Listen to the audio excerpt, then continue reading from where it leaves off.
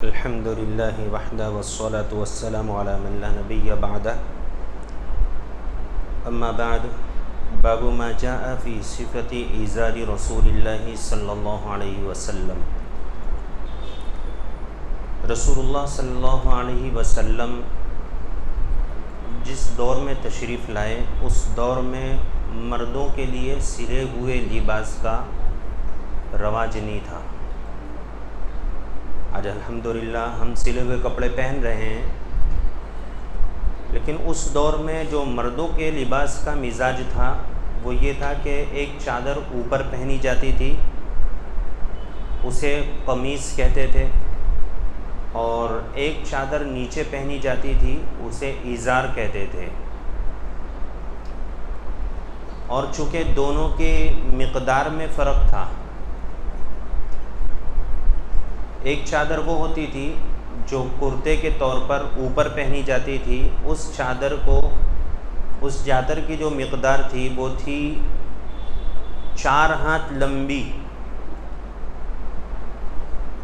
اور 2.5 ہاتھ چوڑی، یعنی اوپر سے جو نیچے کی لمبائی ہوتی تھی وہ 2.5 ہاتھ، اور ایک چادر کا سائز ہوتا تھا 6 ہاتھ لمبی، اور جو پناہ ہوتا تھا وہ 3 ہاتھ ایک بالشت۔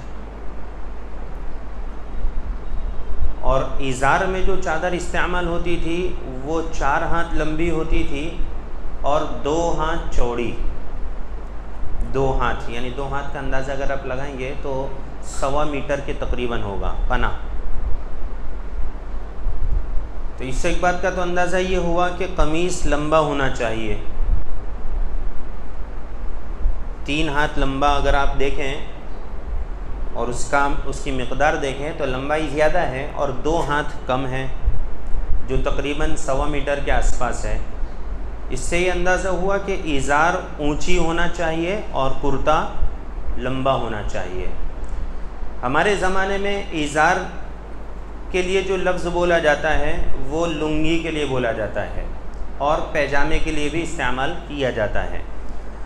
یہاں پر یہ جو روایتیں حضرت امام ترمذی رحمۃ اللہ علیہ لے کر آئے ہیں، ان روایتوں کے بیان کرنے کا مقصد بھی یہی ہے کہ ہمارے کپڑوں کا جو معیار ہونا چاہیے وہ رسول اللہ صلی اللہ علیہ وسلم کا معیار ہونا چاہیے، کہ رسول اللہ صلی اللہ علیہ وسلم کیا چیزیں پہنتے تھے اور آپ کے کپڑوں کے مقدار لمبائی کے اعتبار سے کیا ہوا کرتی تھی۔ ہمارے زمانے میں جو سب سے بڑا المیہ ہے، افسوس کی بات یہ ہے کہ وہ ہم نے اپنے کپڑوں کے لیے جن چیزوں کو کسوٹی بنایا وہ وقت کے فیشن کو بنایا۔ اس موقع پر حضرت مفتی صاحب نے ایک واقعہ لکھا ہے کہ دلی سے میں ایک مرتبہ فتح پوری مسجد کی طرف رکشے میں جا رہے تھے، وہاں سائیکل رکشے چلتے ہیں دہلی میں، تو فرماتے ہیں کہ 2 انگریزوں کو دیکھا۔ یہ حضرت مفتی صاحب جو بیان فرما رہے ہیں بہت پہلے کی بات، یعنی یہ کہیے کہ اپنے زمانے کی بات ارشاد فرما رہے ہیں۔ تو 2 انگریزوں کو دیکھا کہ ان کے بال بڑے ہوئے ہیں، کان میں کچھ پہنے ہوئے ہیں۔ یہ تعجب سے فرما رہے ہیں، کیوں معلوم ہے؟ اس لیے کہ اس دور کا یہ فیشن بن چکا ہے۔ تو تعجب کی بات کب ہوگی؟ جب یہ چیزیں نارمل نہیں تھی تو تعجب ہوتا تھا۔ اب اور تعجب ہو گیا کہ ناک میں بھی پہننے لگ گئے۔ یہ تھوڑا ایسا لگتا ہے کہ آڈ ہے، یہ مرد اور ناک میں کیسے پہن سکتا ہے؟ کان میں تو پہن سکتا ہے۔ اب دیکھ دیکھ کر عادت ہو گئی، جیسا کوئی بہت جھوٹ بولتا ہو تو ایک عادت پڑ گیا، وہ تو پھینکے گا ہی، اس میں کیا سننے کا نہ دیکھنے کا، عادت پڑ گئی ہے، اس کو پھینکنے کی پڑ گئی اور ہمیں لپیٹنے کی پڑ گئی ہے۔ تو ایسے ہی جب کال میں بالیاں لوگوں نے پہننا شروع کر دیا، مردوں نے خاص طور پر، تو ایک عادت پڑ گئی کہ وہ تو پہنتے ہی ہیں، فیشن بن گیا ہے، کوئی بھی پہن سکتا ہے۔ تو گھر کا بندہ بھی پہن کر آتا ہے تو باپ کے کان پہ بھی جوں نہیں رینگتی اور رشتہ داروں کے بھی کان پہ جوں نہیں رینگتی۔ ارے تو ماحول ہی کیا کریں گے، بچہ ہے، دوستوں میں جاتا ہے، کالج میں جاتا ہے، تو تھوڑا ان کے جیسا بھی بن سکتا ہے، کیا مانتا ہے۔ تو حضرت مفتی صاحب فرماتے ہیں کہ وہ جب دلی کے بازار میں انگریز لوگ گھوم رہے تو وہ تو کچھ بھی فوٹو کھینچنے، کڑھائی میں بھجیے تلنے اس کے فوٹو لینے لگتے ہیں، ان کو تو سب نوائیاں لگتی ہے، کیونکہ ان کے وہاں سارے کام انڈر گراؤنڈ ہوتے ہیں، مشین میں وہاں مشینری ہے، مشینری میں جو تلا جاتا ہے سامان تو وہ بھی عجیب و غریب طریقے سے خوبصورت ہوتے ہیں. تو یہاں پر جب وہ نارمل دیکھتے ہیں، ہمارے لیے جو چیز نارمل ہے ان کے لیے عجیب ہو جاتی ہے.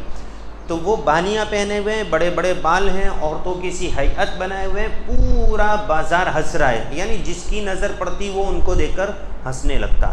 حضرت مفتی صاحب فرماتے ہیں لیکن وہ لوگ اپنے فیشن پہ اس قدر مست تھے کہ ان کو لوگوں کے ہنسنے کی کوئی پرواہ نہیں تھی. ہمیں اپنے نبی کریم صلی اللہ علیہ وسلم کے وضاحتوں کو اختیار کرنے میں اتنا پرابلم ہے کہ لوگ کیا کہیں گے. اور آپ کو بتاؤں اصل میں لوگوں کا اتنا فکر نہیں، اصل میں زمانے کی پیروی اس قدر ہمارے اوپر حاوی ہے کہ وہ کرنا ہے، پھر لوگوں کے کہنے کی بھی گنجائش نہیں ہوتی، اور کہہ لے تو کوئی فرق بھی نہیں پڑتا ہے. آج کے دور کا فیشن دیکھ لیجئے، مرد ہو یا عورت ہو، دونوں کا فیشن یہ ہے کہ ابھی ٹخنوں سے اونچا پیجامہ پہنا جا رہا ہے، پینٹ پہنی جا رہی ہے. کوٹ کے اوپر سوچ ہی نہیں سکتا تھا بندہ کہ پینٹ اونچی پہنی جائے گی کبھی، کوٹ کے اوپر وہ بھی، لیکن پہن رہے ہیں، فیشن ہے. اور انگریزوں کے یا کہیے کہ دنیاوی ایکٹرز کے چلن، ان کی جو پیروی ہے وہ اس قدر ہمارے ذہن و دماغ پر مسلط ہے کہ ہم ان کی پیروی میں چڈے پہن لیں گے، یعنی گھٹنوں کے اوپر تک کا لباس پہننے کے لیے ہم تیار ہیں، لیکن نبی کی پیروی میں ٹخنوں سے اوپر پہننے کے لیے تیار نہیں ہیں. حضرت عثمان رضی اللہ عنہ کا واقعہ آگے آ رہا ہے. حضرت عثمان رضی اللہ عنہ کا واقعہ یہ صلح حدیبیہ کے وقت حضرت نبی کریم صلی اللہ علیہ وسلم نے جیسے بتایا تھا کہ راستہ بدل دیا تھا، ہائی وے کو چھوڑ کر کچا راستہ پکڑا تھا اور کچے راستے سے پہنچ گئے تھے حدود حرم کے بالکل کنارے حدیبیہ پر.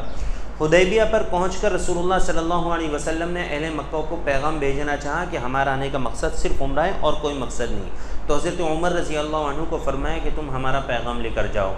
حضرت عمر رضی اللہ عنہ نے عرض کیا کہ حضور میں حاضر ہوں، لیکن مسئلہ یہ ہے کہ اہل مکہ کے ساتھ جو میری دشمنی ہے وہ آپ جانتے ہیں، اور وہاں میرا کوئی قبیلے کا بندہ نہیں ہے جو مجھے وہاں پر سپورٹ کر سکے، اس لیے آپ حضرت سیدنا عثمان رضی اللہ عنہ کو اس کے لیے مقرر فرمائیں. رائے پسند آئی عمر کی رائے، اور نبی صلی اللہ علیہ وسلم کے سامنے عمر کی رائے تو اللہ کو بھی پسند آتی تھی، اور قرآن میں ان کے مزاج کے مطابق آیتیں اترتی تھیں. تو حضرت نبی کریم صلی اللہ علیہ وسلم نے قبول فرمایا اور حضرت عثمان کو تیار فرمایا. حضرت عثمان رضی اللہ عنہ چلے تو سعید ابن العاص رضی اللہ عنہ جو اس وقت ایمان نہیں لائے تھے لیکن بعد میں ایمان لے آئے تھے، یہ ان کے قبیلے کے تھے. جیسے ہی حضرت سیدنا عثمان رضی اللہ عنہ مکہ کی حدود میں آئے، انہوں نے اعلان کر دیا کہ عثمان میری امن اور حفاظت میں ہیں، ان کے ساتھ کوئی غلط سلوک نہیں کر سکتا. اور اس زمانے کا عام ماحول تھا کہ دین سے کوئی مطلب نہیں، اگر کسی نے کسی کو پناہ دے دی ہے تو پھر کوئی اس کے ساتھ چھیڑ چھاڑ نہیں کرتا تھا. حضرت عثمان رضی اللہ عنہ چلے، ایک پورا مجمع ان کے ساتھ میں جو ان کی حفاظت کے لیے باڈی گارڈز کی طرح، گویا دولہا جا رہا ہے، پیچھے پیچھے دوست حضرات سب بارات کے اندر شریک ہو گئے. تو حضرت عثمان رضی اللہ عنہ کے ساتھ میں چلے تو ان کو ایک چیز تھوڑی چبھ رہی تھی. وہ کیا تھی؟ حضرت عثمان رضی اللہ عنہ کی جو لنگی مبارک تھی، جو چادر مبارک تھی نیچے پہنے جانے والی، وہ آدھی پنڈلیوں پر تھی، نصف ساق، جو رسول اللہ صلی اللہ علیہ وسلم کی سنت ہے. تو حضرت عثمان رضی اللہ عنہ کو انہوں نے کہا کہ رؤسائے عرب کا یہ ان کا سوچنا ہے اور ان کی یہ عادت ہے کہ وہ لوگ ٹخنوں سے نیچے چادریں لٹکا کر پہنتے ہیں، لنگی پہنتے ہیں ٹخنوں سے نیچے، بلکہ بسا اوقات زمین سے گھسٹتی بھی پہنتے ہیں. تو آپ جب اتنی اونچی پہن کر جائیں گے تو انہیں ناگوار گزرے گا اور ہو سکتا ہے کہ وہ اس میں آپ کی بات بھی نہ سنیں.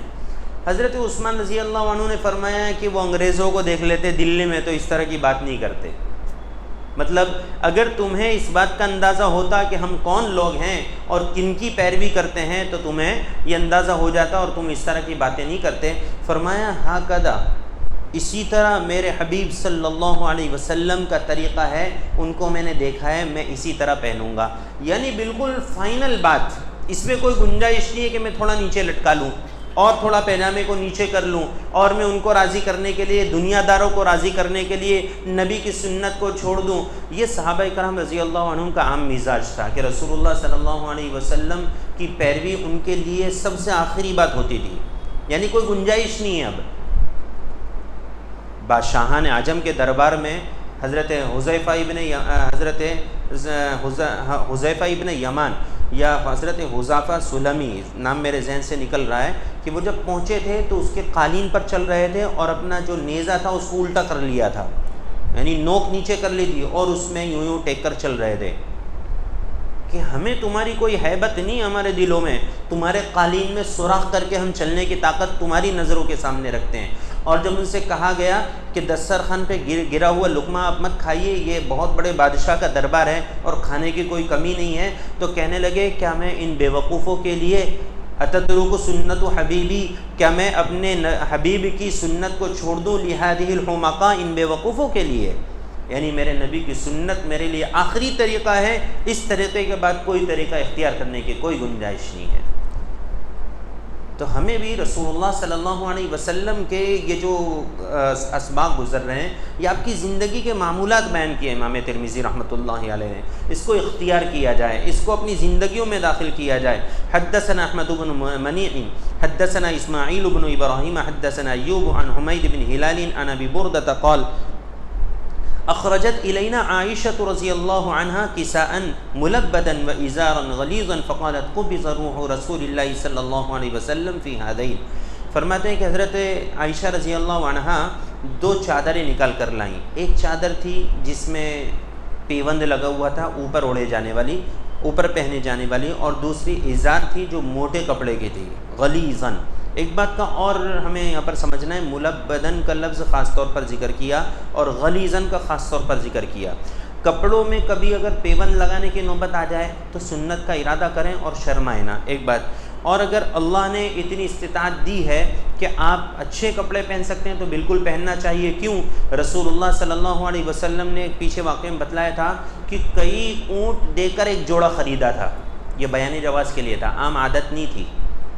یعنی یہ بتلایا کہ اگر مہنگا ترین کوئی جوڑا پہنے، استطاعت اس کی 500,000 روپے کی ہے، 5,000 کا جوڑا خرید لے، 10,000 کا جوڑا خرید لے تو کر سکتا ہے، گنجائش ہے، لیکن اس میں دکھلاوا مقصود نہ ہو، ریا مقصود نہ ہو۔ اللہ کے رسول صلی اللہ علیہ وسلم کا عام طریقہ کیا تھا؟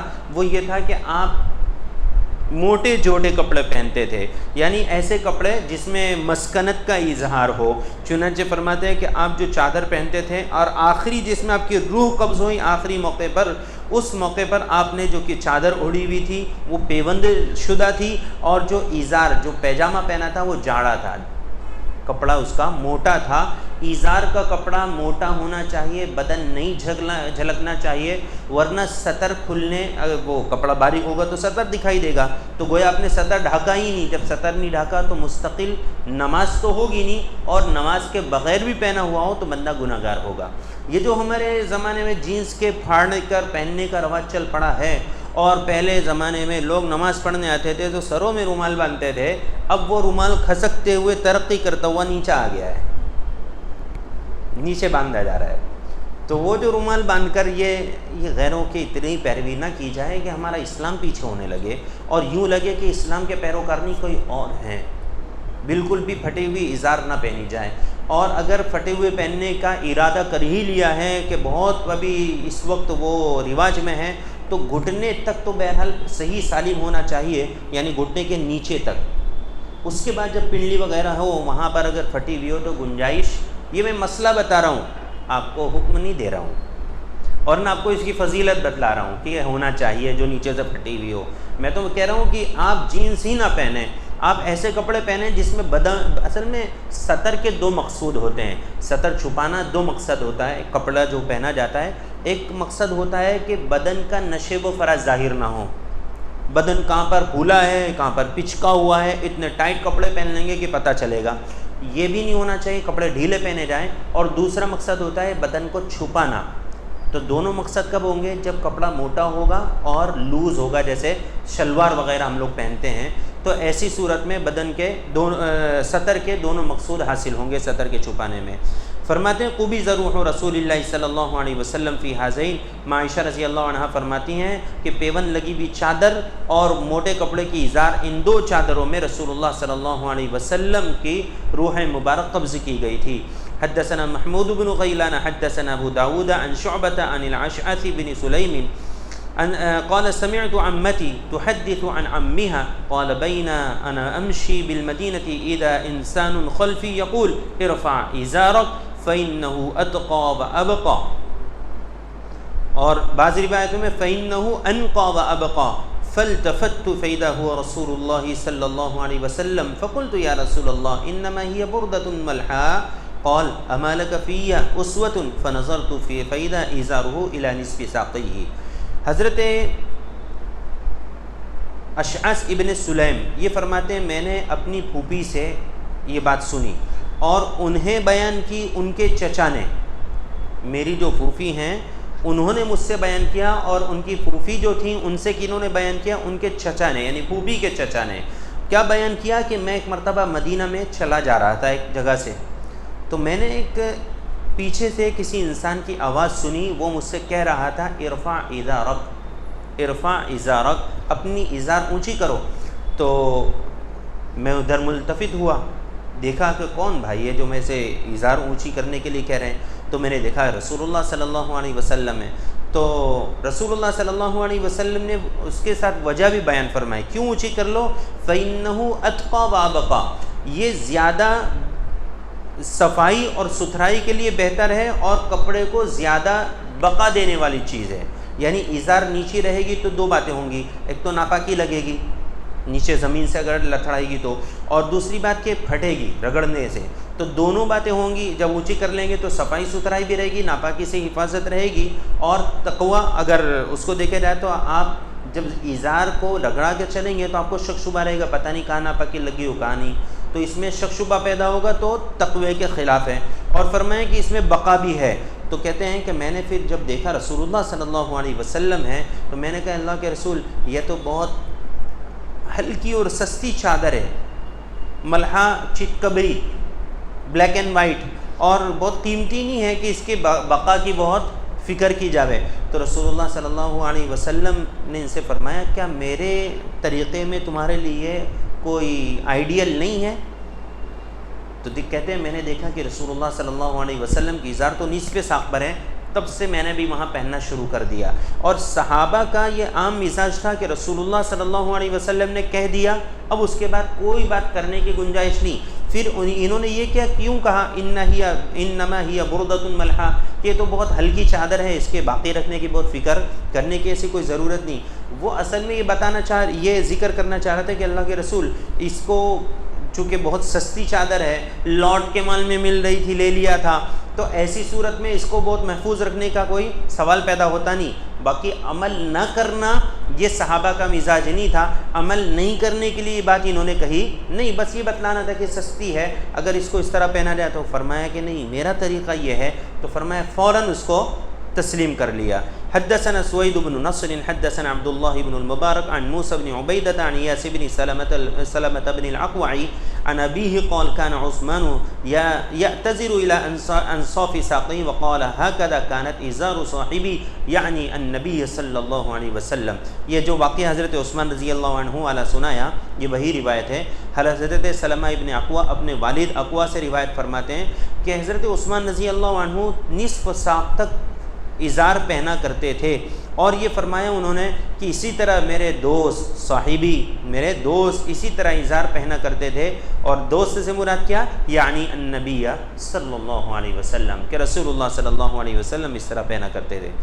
حدثنا قتيبة بن سعيد حدثنا ابو الاحوص عن ابي اسحاق عن مسلم بن نذير عن حذيفة بن اليمان قال اخذ رسول الله صلى الله عليه وسلم بعضلة ساقي او ساقه فقال هذا موضع الازار فإن أبيت فأسفل فإن أبيت فلا حق للإزار في الكعبين۔ حضرت حذیفہ ابن یمان فرماتے ہیں کہ ایک مرتبہ رسول اللہ صلی اللہ علیہ وسلم نے میرا پنڈلی کا گوشت پکڑ کر فرمایا یا اپنا پنڈلی کا گوشت پکڑ کر فرمایا۔ یہ دونوں میں جو دو باتیں ہو رہی ہیں، یہ راوی کا شک ہے، صحابی کا شک نہیں ہے۔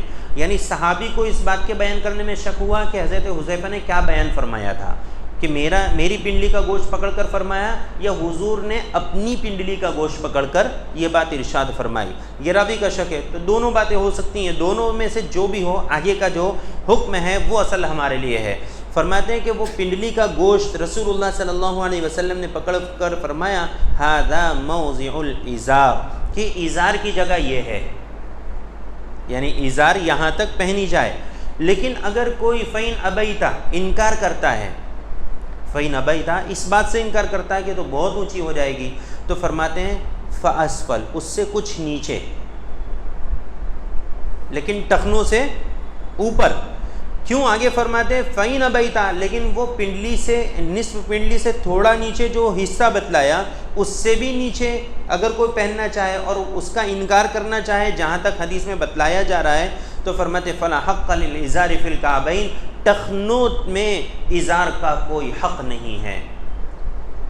رسول اللہ صلی اللہ علیہ وسلم نے فرمایا کہ قیامت کے دن اللہ تبارک و تعالی ان لوگوں کی طرف جو ٹخنوں کے نیچے ازار پہنتے ہیں نظر رحمت نہیں فرمائیں گے۔ اے بیٹا چلو باہر جاؤ، باہر جاؤ۔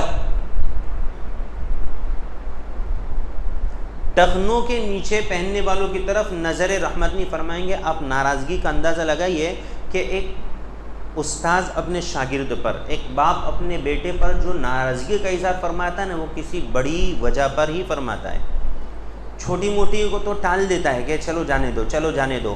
اللہ تبارک و تعالی ناراضگی کا اظہار فرمائیں گے جو 70 ماؤں سے زیادہ پیار کرنے والے ہیں، تو وہ کیا چھوٹی موٹی بات ہوگی جس پر ناراضگی کا اظہار فرمائیں گے؟ اللہ کے رسول صلی اللہ علیہ وسلم نے ایک روایت میں فرمایا کہ جو حصہ پیجامے کا ٹخنوں سے نیچے ہوگا وہ قیامت کے دن آگ میں جلایا جائے گا، جہنم کی آگ میں۔ تو یہ روایتیں ہم کو اس بات کا پتہ دیتی ہیں کہ ہمیں اپنی ازار کو، اپنی پینٹ کو، اپنی لنگی کو، اپنے جبے کو ٹخنوں سے اوپر پہننا چاہیے۔ ٹخنوں سے نیچے کپڑے کا کوئی حق ہی نہیں ہے لٹکنے کا۔ اس روایت نے بتا دیا فلا حق للازار فی الکعبین، کہ کعبین میں ٹخنوں میں کوئی حصہ نہیں ہے۔ یہ آج ہمارا ازار کا بیان مکمل ہوا۔ الحمدللہ تقریباً یہ 18 باب مکمل ہوئے شمائل ترمذی کے۔ آئندہ انشاءاللہ بخاری شریف کے کتاب الرقاق کا درس شروع ہوگا، اور آگے ہمارے لیے 2 کام ہیں۔ ایک تو آج جشن آزادی ہے، انڈیپینڈنس ڈے، آج جو آزادی منائی جا رہی ہے یہ ہمارے اکابرین علماء کی قربانی ہے، اس بات کو ذہن نشین رکھیں۔ اور میرا ارادہ ہے انشاءاللہ کسی موقع پر، چاہے آف لائن ہو یا آن لائن ہو، کوئی ایک شکل میں تاریخ دعوت و عزیمت، حضرت مولانا علی میاں ندوی رحمۃ اللہ علیہ کی لکھی ہوئی کتاب ہے 5 جلدوں کے اندر، اس کو سبق بائے سبق، اس مطلب جیسے ایک تعلیم ہوتی ہے ہماری فجر میں فضائل اعمال کی، تو ایسا کوئی وقت طے کیا جائے گا جس میں اکابرین کی تاریخ آئے، جنگ آزادی میں جن علماء کا کردار رہا ہے۔ ویسے تو یہ سمجھ لیں کہ اس زمانے کے تمام علماء نے اس میں قربانیاں پیش کی ہیں، الا یہ کہ وہ جنہیں انگریزوں نے خرید لیا تھا اور انہوں نے اس وقت یہ فتاوے لکھے باقاعدہ، آج بھی وہ محفوظ ہیں کہ انگریزوں کی مخالفت میں کسی بھی طرح میں کی جنگ میں حصہ لینا یہ حرام ہے۔ یہ اس وقت خدا کی جانب سے بھیجی ہوئی افواج ہیں اور حکومتیں ہیں جن کی پیروی کرنا ہم پر لازم ہے۔ ایسے فتوے دینے والے ضمیر فروش علماء بھی تھے، اور دراصل ان کو علماء نہیں کہہ سکتے ہیں، کیونکہ عالم وہ ہوتا ہے جسے اللہ کا خوف ہو، ورنہ علم تو یہود کے پاس بھی بہت رہا، رہبانوں کے پاس بھی بہت رہا، اور آج بھی ہے، لیکن وہ محنتیں کہاں کر رہے ہیں؟ اسلام کے خلاف۔ اور جنہیں اللہ کا خوف ہوتا ہے، علم مولا ہو جسے ہے مولوی، علم مولا ہو جسے ہے مولوی، جیسے حضرت مولوی معنوی، کہ حضرت مولوی معنوی کو جو مثنوی معنوی ہے، یہ ان کو مولا کا علم تھا، تو ان کی ایک ایک حکایت کے اوپر انسانوں کی زندگیاں تبدیل ہو جاتی ہیں۔ تو یہ علماء کا جو کردار ہے وہ ہمارے نئی جنریشن کے سامنے آنا چاہیے، حالانکہ جو جونی جنریشن ہے ان کے سامنے بھی نہیں ہے، لیکن نئی جنریشن کے سامنے آنا چاہیے تاکہ یہ بات واضح ہو کہ مسلمانوں کا آزادی میں کیا کردار رہا ہے اور مسلمانوں نے کیا قربانیاں پیش کی ہیں۔ اور جنگ آزادی کے موقع پر جو 2-4 نام گنائے جاتے ہیں کہ یہ ہیروز ہیں اور انہوں نے جنگ لڑی ہے، ایسا بالکل بھی نہیں ہے۔ ان کی شرکت رہی ہے آٹے میں نمک کے برابر، ورنہ آٹا تو اکھا مسلمانوں کے خون سے گوندا گیا ہے، یہ بات ذہن میں رہے۔ اور اسی طریقے سے آگے یوم عاشورہ بھی آ رہا ہے۔ یوم عاشورہ سے متعلق ایک غلط فہمی جو بہت زیادہ ہے، ہر موقع پر یعنی جہاں نفلی روزے آتے ہیں وہاں پر کچھ نہ کچھ فون آتے ہی ہیں اور کچھ نہ کچھ لوگ فتویٰ دیتے ہی ہیں۔ فتویٰ کون لوگ دیتے ہیں؟ جنہیں علم نہیں ہوتا وہ فتویٰ دیتے ہیں کہ 2 روزے رکھنا ہے۔ جیسے مثال کے طور پر 15ویں شعبان کا موقع آیا تو 2 روزے بہت سے رکھ بھی لیتے ہیں۔ ایک بات سمجھیے، جو چیز شریعت نے جس حد میں رکھی ہے نا اسی حد میں ہمیں کرنا ہے۔ اب رکھنے والا کیا کہہ دیتا ہے؟ رکھ لیں گے تو ثواب ملنے کا ہے، کون انکار کر رہا ہے ثواب سے؟ لیکن بات وہ ہے کہ آپ جو سمجھ کر رہے ہیں نا اس غلط فہمی کے حساب سے اس میں فرق آ جائے گا۔ آپ یہ سمجھ کر رہے ہیں کہ ایک ہی روزہ ہے پھر بھی 2 رکھوں گا تو ثواب ہے، اور اگر آپ یہ سمجھ رہے ہیں کہ 2 روزے مجھے رکھنا ہی پڑیں گے نفلی روزے تو ثواب کے اندر فرق آ جائے گا۔ ایسے ہی آپ جو عاشورہ کا روزہ ہے، عاشورہ کا رمضان سے پہلے محرم کے عاشورہ کا جو روزہ تھا 2 روزے 9، 10 یا 10 اور 11 یہ فرض تھے۔ بعد میں جب رمضان کے روزے فرض ہوئے تو ان کو نفل قرار دے دیا گیا اور ان کی فضیلت کو باقی رکھا گیا۔ تو 9، 10 یا 10، 11 یہ 2 روزے ہمیں رکھنا ہے۔ یہ اگلے 1 سال اور پچھلے 1 سال کے گناہوں کا کفارہ بنتے ہیں، اور سب سے بڑی چیز کہ یہ روزوں کا رکھنا اصل میں ہماری اپنی باڈی لینگویج کو بھی سدھارتا ہے، یعنی باڈی کے اندر بہت سے ایسی چیزیں ایکسٹرا آ جاتی ہیں جن کو نکالنا ضروری ہوتا ہے، وہ روزے کی برکت سے ختم ہوتی ہیں، اور بہت سی ایسی چیزیں جن کو لانا ہوتا ہے وہ روزے کی برکت سے آ جاتی ہیں۔ اس کا باریکی سے اندازہ اگر آپ کو دیکھنا ہو تو حکیم طارق چغتائی کے لٹریچروں کو پڑھو، انہوں نے جو کتابیں لکھی ہیں سائنس اور اسلام سے متعلق اس پر پڑھیے، انشاءاللہ آپ کو اس کا پتہ چلے گا۔ اللہ تبارک و تعالی ہمیں اسی طرح مل جل کر بیٹھنے کی توفیق عطا فرمائے۔ وآخر دعوانا الحمدللہ رب العالمین۔